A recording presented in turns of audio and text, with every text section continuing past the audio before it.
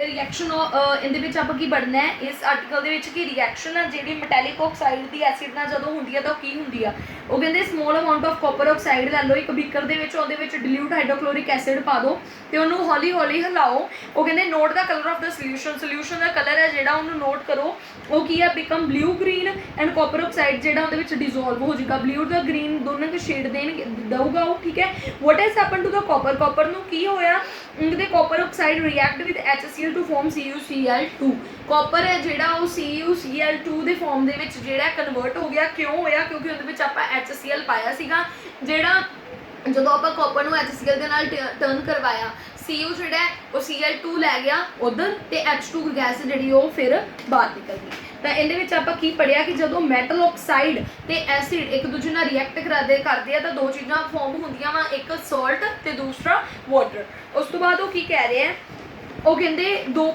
2.1.6 reaction वो कहते reaction of non metallic oxide with base कि जेडे नॉन मैटैलिक ऑक्साइड्स होंगे आ जो वो बेस के नाल रिएक्ट करते हैं तो उदों की होंदा वा वो कहते तुसीं पिछली एक्टिविटी दे विच देखा कि किद्दां कार्बन डाइऑक्साइड या कैल्शियम हाइड्रोक्साइड जी एक्टिविटी 2.5 दे विचों किद्दां कैल्शियम हाइड्रोक्साइड बनती है ठीक है वो कहते एक ही है एक तरह का बेस है ਜਿਹੜਾ कि रिएक्ट करता वा कार्बन डाइऑक्साइड ਨੂੰ दो चीज़ां बनाने लई सॉल्ट एंड वाटर वो कहते सिंस इदा ही this is similar to the reaction between the base and the acids वो कहते इदा सेम ही जो बेसिक ते एसिडिक जेड़ा दोनों एक दूसरे रिएक्ट कराते तो सेम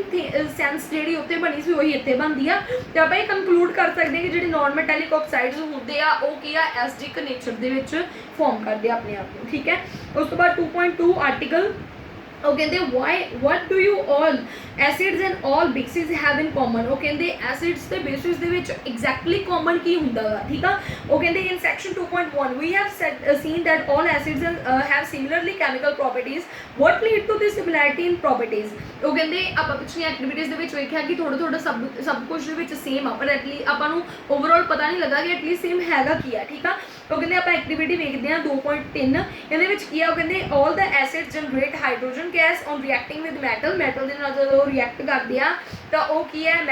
एक हाइड्रोजन गैस जी फॉर्म करते हैं सारे के सारे मैटल्स तो जोड़े हाइड्रोजन सीम्स अपन कॉमन जोड़े सारे के सारे एसिड्स आप हमेशा ही हाइड्रोजन गैस है जी देखते हैं कि वो बाहर निकल रही है वो कहते एक्टिविटी परफॉर्म करो इन्वेस्टिगेट करने लिए कि वैदर जो कंपाउंड आ हाइड्रोजन के एसिडिक है या बेसिक जो हाइड्रोजन हैगी गैस है जी वो हमेशा एसिड के फॉर्म होंगी है या बेसिक भी फॉर्म होंगी है तो सब तो पहले आप ऑपरेटस चैक करेंगे ऑपरेटस एक उन्होंने बीकर लै लिया बीकर के उपर एक उन्होंने बल्ब लगा लिया स्विच लगा लिया 6 वोल्ट की बैटरी ने उन्होंने कनैक्ट करता एक उन्हें आयरन नेल्स पा देने दो चीज़ां लगानियां एक उन्हें सोल्यूशन पा देना डिल्यूट HCl सोल्यूशन तो रबर कॉक ला के उन्होंने स्टॉपर के नाल स्टॉप कर देना ठीक है 2.3 उन्होंने इस ऑपरेटर्स को नाम की दिता है acid solution in water conduct electricity की जो एसिड सोल्यूशन आप पानी के रिएक्ट करवाने तो उदों की है इलैक्ट्रिसिटी जी है वो पैदा होंगी है ये किदा होंगी है देखते हैं हम वो कहते take solution of glucose alcohol and hydrochloric acid sulphuric acid etcetera 4 तरह सोल्यूशन उन्होंने क्या नेम उन्होंने दिते हुए हैं इदा ये वाले सोल्यूशन जोड़े इकट्ठे कर लेने हैं ठीक है दो नेल्स में कॉर्क के फिक्स कर देना प्लीज कर देना कॉर्क में 100 ml बीकर के ठीक है कनैक्ट कर देना वा नेल्स में 2 टर्मिनल 6 वोल्ट बैटरी के नाल ते बल्ब ते स्विच सारा कुछ ऑपरेटस जो चला देना वा वो कहते ये थोड़ा जिहा HCl सोल्यूशन पाना है बीकर के करंट में हौली जिहा ऑन कर देना वो कहते डिल्यूट सल्फ्यूरिक एसिड के नाल इहनूं रिपीट करना है वो कहते की ऑब्जर्व किया तुसीं कि जो आप dilute nitric acid dilute sulphuric acid के नाल मिक्स किया उदों आप की ऑब्जर्व करांगे कि जी इलैक्ट्रिसिटी है कंडक्ट हो रही है मतलब इलैक्ट्रिसिटी बन रही है ठीक है वो कहते यही एक्सपेरीमेंट में सैपरेटली ग्लूकोज से अल्कोहल सोल्यूशन के नाल टर्न करवाओ तो की ऑब्जर्व करोगे तुसीं वो कहते जो बल्ब आ ग्लो करूगा नहीं क्योंकि जोड़ा HCl सीगा उहदे विच की सी H पॉजिटिव आयन्स जिहड़े मौजूद सीगे जिहड़ा ग्लूकोज आ या एल्कोहल आ उहदे विच H पॉजिटिव आयन्स जिहड़े प्रोड्यूस नहीं हो रहे H पॉजिटिव आयन्स वो कंटेन नहीं कर रहा गा इस करके उहदे विच कदे भी बल्ब ग्लो नहीं करूगा इलैक्ट्रिसिटी है जिहड़ी वो कंडक्ट नहीं करूगी पास नहीं होएगी तो जो अपन की पता लगा कि हमेशा ही ਜਿਹੜੇ हाइड्रोजन आ वो एसिडिक नेचर ਦੇ ਵਿੱਚ ਹੁੰਦੇ ਆ ਨਾ ਕਿ बेसिक ਦੇ ਵਿੱਚ ਉਹ ਕਹਿੰਦਾ the bulb will start glowing in the case of acidic acid ਦੇ ਵਿੱਚ ਹੀ ਹਮੇਸ਼ਾ ग्लो करेगा but you will observe the glucose and the alcohol solution do not conduct electricity glowing of the bulb indicate that there is a flow of electric current through the solution the electric current is carried through the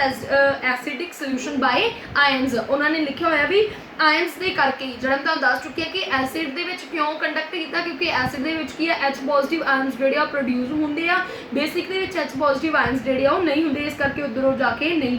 ਜਿਹੜੀ electricity conduct ਕਰਦੇ।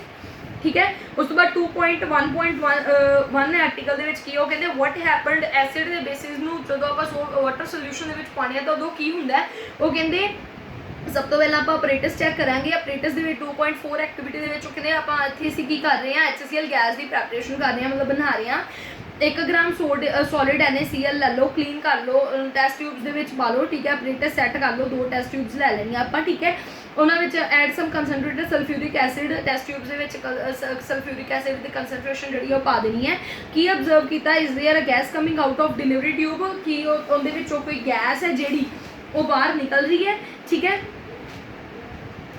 ਉਹ ਕਹਿੰਦੇ bubbles of foam when sulfuric acid is added, yes there is gas coming out of delivery tube। ਜਦੋਂ ਅਸੀਂ ਉਹਦੇ ਵਿੱਚ sulphuric acid ਪਾਇਆ ਤਾਂ ਉਹਦੇ ਤੇ ਕੁਝ ਬਬਲਸ ਫਾਰਮ ਹੋ ਗਏ ਤੇ ਆਪਾਂ ਅਸੀਂ ਕੀ ਦੇਖ ਰਹੇ ਹਾਂ ਕਿ ਟੈਸਟ ਟਿਊਬ ਦੇ ਥਾਈਂ ਜਿਹੜੀ ਗੈਸ ਹੈ ਉਹ ਕੀ ਆ ਬਾਹਰ ਆ ਰਹੀ ਆ। ਉਸ ਤੋਂ ਬਾਅਦ ਕਹਿੰਦੇ in which case does the litmus paper change colour. ਠੀਕ ਹੈ। ਉਹ ਕਹਿੰਦੇ ਕਿ ਮਤਲਬ ਅੱਗੇ ਉਹਨਾਂ ਨੇ ਕਿਹਾ ਨਾ test the gas evolve successfully with the dry and wet litmus paper. ਫਿਰ ਉਹ ਕਹਿੰਦੇ ਕਿ ਕਿੰਦੇ ਨਾਲ ਉਹ ਚੇਂਜ ਕਰੇਗਾ ਆਪਣਾ ਕਲਰ, ਤਾਂ ਕਹਿੰਦੇ ਮੋਇਸਟ ਲਿਟਮਸ ਚੇਂਜ ਜਿਹੜਾ ਗਾ ਉਹਦੇ ਨਾਲ ਚੇਂਜ ਕਰ ਦੇਗਾ। ਮੋਇਸਟ ਲਿਟਮਸ ਕੀ ਆ ਬਲੂ ਟੂ ਰੈਡ ਦੇ ਵਿੱਚ ਉਹਨੂੰ ਚੇਂਜ ਕਰ ਦੇਗਾ। ਠੀਕ ਹੈ। ਉਹ ਕਹਿੰਦੇ on the basis of the above activity what do you infer about the SD character. ਉਹ ਕਹਿੰਦੇ SD ਕਰੈਕਟਰ ਤੁਸੀਂ ਉੱਪਰ ਵਾਲੀ ਐਕਟੀਵਿਟੀ ਨੂੰ ਪਰਫਾਰਮ ਕਰਕੇ ਤੁਸੀਂ ਆਪਣੇ ਆਪ ਨੂੰ ਕੀ ਮਤਲਬ ਸ਼ੋ ਕਰਨਾ ਚਾਹੁੰਦੇ ਹੋ ਕਿ ਐਟਲੀਸਟ ਹੋ ਕੀ ਰਿਹਾ। ਉਹ ਕਹਿੰਦੇ ਡਰਾਈ HCl ਜਿਹੜਾ ਵਾ ਉਹ ਸ਼ੋ ਕਰੂਗਾ SD ਕਰੈਕਟਰ, ਨੋ, ਬਿਕਾਜ਼ ਉਹਦੇ ਵਿੱਚ H ਪੋਜ਼ਿਟਿਵ ਆਇਨਸ ਆ ਜਿਹੜੇ ਉਹ ਪ੍ਰੋਡਿਊਸ ਨਹੀਂ ਹੋ ਰਹੇਗੇ। HCl ਸੋਲਿਊਸ਼ਨ ਕਰੂਗਾ, ਯੈਸ ਉਹ SD ਕਰੈਕਟਰ ਸ਼ੋ ਕਰੂਗਾ because it contains H positive ions.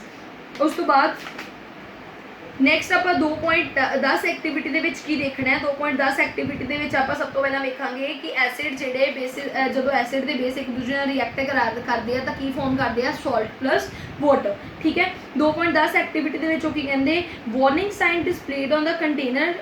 ਕੰਟੇਨਿੰਗ concentrated acid and bases. ਉਹਨਾਂ ਨੇ ਇੱਕ ਵਾਰਨਿੰਗ ਦਾ ਸਾਈਨ ਲਗਾਇਆ ਹੋਇਆ ਹੈ ਕਿ ਉਹਦੇ ਵਿੱਚੋਂ ਕੀ ਇਹਦੇ ਵਿੱਚ ਕੀ ਆ ਐਸਿਡ ਤੇ ਬੇਸਿਸ ਦੋਨੋਂ ਆ, ਇਸ ਕਰਕੇ ਉਹਨਾਂ ਨੇ ਵਾਰਨਿੰਗ ਦਾ ਬਾਹਰ ਕੰਟੇਨਰ ਦੇ ਉੱਪਰ ਸਾਈਨ ਲਗਾਇਆ ਹੋਇਆ ਕਿ ਇਹਨੂੰ ਟੱਚ ਨਾ ਕਰੋ। ਉਹ ਕਹਿੰਦੇ 10 ml ਵਾਟਰ ਲੈ ਲਓ ਇੱਕ ਬੀਕਰ ਦੇ ਵਿੱਚ, ਉਹਦੇ ਵਿੱਚ ਕੰਸਨਟ੍ਰੇਟਡ H2SO4 ਦਾ ਥੋੜਾ ਜਿਹਾ ਡ੍ਰੌਪਸ ਪਾਓ। ਠੀਕ ਹੈ। ਤੇ ਉਹਨੂੰ ਹੌਲੀ ਹੌਲੀ ਬੀਕਰ ਨੂੰ ਹਿਲਾਓ ਤੇ ਬੀਕਰ ਦਾ ਜਿਹੜਾ ਬੇਸ ਹੈ ਜਿਹੜਾ ਹਿੱਸਾ ਉਹਨੂੰ ਟੱਚ ਕਰਕੇ ਵੇਖੋ is there a change in temperature ਦੇ ਵਿੱਚ ਚੇਂਜ ਆਇਆ, yes. is this an exothermic or endothermic process। ਉਹ ਕਹਿੰਦੇ ਇੱਕ ਐਕਸੋਥਰਮਿਕ ਪ੍ਰੋਸੈਸ ਆ ਜਾਂ ਐਂਡੋਥਰਮਿਕ ਪ੍ਰੋਸੈਸ ਆ। ਓਬਵੀਅਸਲੀ ਇਟ ਇਜ਼ ਐਨ ਐਕਸੋਥਰਮਿਕ ਜਿਹਦੇ ਵਿੱਚ ਉਹ ਜਿਹੜੀ ਹੀਟ ਆ ਉਹ ਰਿਲੀਜ਼ ਹੋ ਰਹੀ ਆ, ਉਹ ਕੀ ਹੁੰਦਾ ਵਾ ਐਕਸੋਥਰਮਿਕ। ਜਿਹਦੇ ਵਿੱਚ ਹੀਟ ਜਿਹੜੀ ਅਬਜ਼ਰਵ ਹੋ ਰਹੀ ਆ ਉਹ ਕੀ ਹੁੰਦਾ ਵਾ ਐਂਡੋਥਰਮਿਕ। ਉਹ ਕਹਿੰਦੇ ਇਸੇ ਐਕਟੀਵਿਟੀ ਨੂੰ ਰਿਪੀਟ ਕਰੋ ਸੋਡੀਅਮ ਹਾਈਡਰੋਕਸਾਈਡ ਪੈਲਾਈਟਸ ਦੇ ਨਾਲ ਤੇ ਆਪਣੇ ਆਬਜ਼ਰਵੇਸ਼ਨ ਨੂੰ ਰਿਕਾਰਡ ਕਰੋ।